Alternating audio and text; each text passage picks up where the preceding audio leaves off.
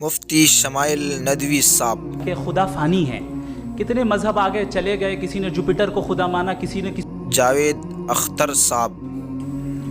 تو کوئی بھی چیز جو انسان نے نہیں بنائی. ان دونوں کے درمیان جو مناظرہ ہو گیا انڈیا میں، آج ہم اردو میں، آسان اردو میں جو باتیں انہوں نے آپس میں کی، ان سارے باتوں کا خلاصہ اور نچوڑ ہم آپ کو اس ویڈیو میں شریک کریں گے.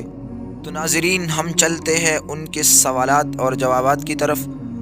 تو ناظرین، سب سے پہلے جو جاوید اختر صاحب نے جو سوال کی وہ یہ تھی کہ اگر خدا واقعی موجود ہے، طاقتور ہے، مہربان ہے، تو پھر یہ دنیا ظلم سے کیوں بری ہوئی ہے؟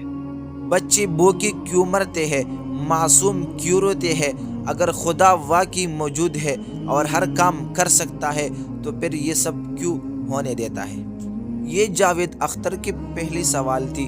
مفتی صاحب نے ایسا جواب دیا کہ جاوید اختر صاحب کو بھی حیران کر دیا. مفتی صاحب نے فرمایا کہ آپ کا یہ سوال نیا نہیں بلکہ یہ صدیوں سے پوچھا جا رہا ہے، اور فرمایا کہ میں آپ سے ایک سوال پوچھنا چاہتا ہوں کہ کیا ظلم کا ہونا اس بات کی دلیل ہے کہ خدا نہیں ہے، یا یہ اس بات کی دلیل ہے کہ انسان کو اختیار دیا گیا ہے؟ یہاں مفتی صاحب کا مطلب یہ تھا کہ انسان کو اختیار دیا گیا ہے، اس لیے ظلم بھی موجود ہے اور اس کے علاوہ برے کام بھی موجود ہے.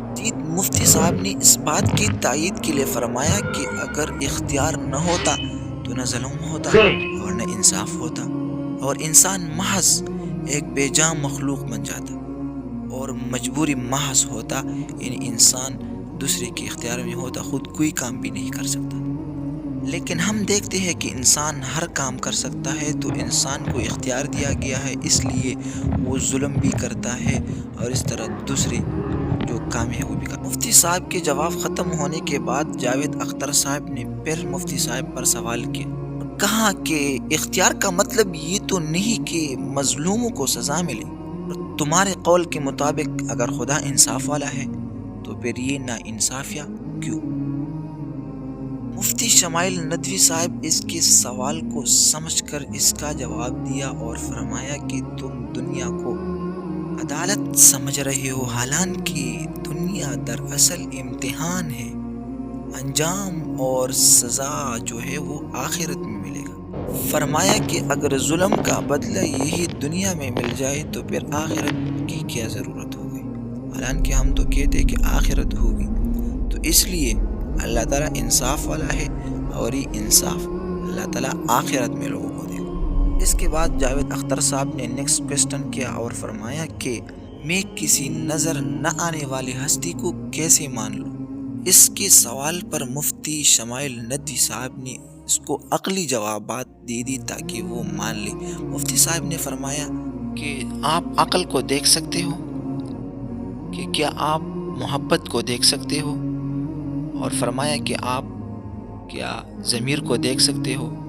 نہ دیکھنے کے باوجود تم اس کو مانتے ہو، کیونکہ اس کے اثر کو تم دیکھتے ہو اس لیے مانتے ہو. اسی طرح خدا کو ہم آنکھوں سے نہیں دیکھ سکتے ہیں، لیکن عقل سے ہم اس کو پہچانتے ہیں اور عقل سے ہم اس کو معلوم کرتے ہیں اور اس کے اثرات کو دیکھ کر ہم اس کو مانتے ہیں. یہ جواب بہت ہی اچھی جواب دی مفتی صاحب نے. اس کے بعد پھر جاوید اختر صاحب نے پھر سوال کیا اور فرمایا کہ یہ کائنات خود بھی تو بن سکتی ہے، ہر چیز کے لیے خدا ماننا ضروری کیوں ہے؟ مفتی صاحب نے فرمایا کہ اگر یہ کائنات خود بنی ہے تو پھر یہ ترتیب کس نے دی؟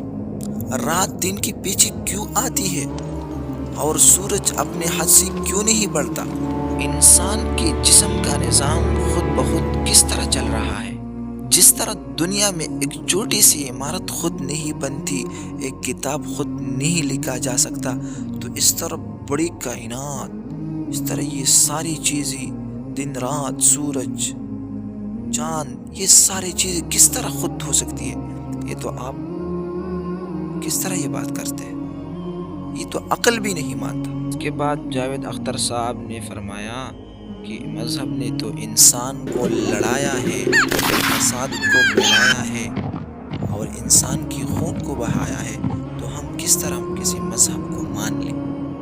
تو اس پر مفتی شمائل ندوی صاحب نے اس کا جواب اچھی طریقے سے دیا. فرمایا یہ غلطی مذہب کی نہیں بلکہ مذہب کے نام پر چلنے والوں کی ہے. اس طرح مثال آپ لیجئے چاقو کی کہ وہ فروٹ کو بھی کاٹتی ہے اور اس طرح قتل بھی کرواتی ہے. تو اس میں کیا قصور ہے چاقو کا؟ بلکہ اصل قصور تو چاقو چلانے والا کا ہے. اس کے بعد جاوید اختر صاحب نے پھر ایک اور سوال کی. مفتی صاحب نے اس کا اس طرح جواب دیا نا کہ میرے دل کو لگا کہ بہت اچھا جواب ہے، بہت خوش ہوا اس طرح جواب سے. اور وہ سوال یہ تھا جاوید اختر صاحب کا کہ خدا ماننے کا فائدہ کیا ہے؟ پھر خدا کو ہم مان لیں تو ہم کو کیا فائدہ ہوگا؟ تو مفتی صاحب نے بہت اچھا جواب دیا ہے، آپ اس کو سنیں. مفتی صاحب نے فرمایا کہ خدا ماننے کا فائدہ یہ ہے کہ انسان اپنے آپ کو بے مقصد اور فضول نہیں سمجھتا، بلکہ انسان سمجھتا ہے کہ اللہ تعالیٰ نے ہم کو اس دنیا میں ایک مقصد کے لیے بھیجا ہے، اور اس طرح ظلم کو حتمی نہیں سمجھتا. اس طرح وہ انصاف پر یقین رکھتا ہے، زندگی کو جواب دہی کے ساتھ جیتا ہے. اور جو لوگ خدا کو نہیں مانتا تو انسان اپنے آپ کو فضول بے مقصد سمجھتا ہے. وہ کہتا ہے کہ صرف یہ دنیا ہے، کوئی اور چیز نہیں ہے، اور ظلم کو حتمی نہیں سمجھتا. یہ باقی چیزیں بھی اس طرح. مناظرہ یہاں پر آ کر رکتی ہے. تو اس طرح اگر ہم دونوں کی باتوں کے درمیان کمپیریزن کریں تو ہم کو معلوم ہو جاتا ہے کہ مفتی صاحب کے جو دلائل تھے اور جو عقلی جوابات تھے، دلائل تھے، بہت ہی مضبوط تھے. تو اسی وجہ سے ہم اس کی طرف جاتے ہیں کہ اللہ تعالیٰ موجود ہے، اور یہ بات یقینی ہے. جنت بھی ہے، جہنم بھی ہے، آخرت ہے، قبر ہے، یہ ساری زندگی آنے والی ہے. ہم سب اس پر یقین رکھنے والے ہیں. اللہ تعالیٰ سے دعا ہے کہ ہم سب کو اس راستے پر چلنے کی توفیق عطا فرمائے، اور اس عقیدے کے ساتھ ہم کو دنیا سے رخصت ہونے کی توفیق عطا فرمائے.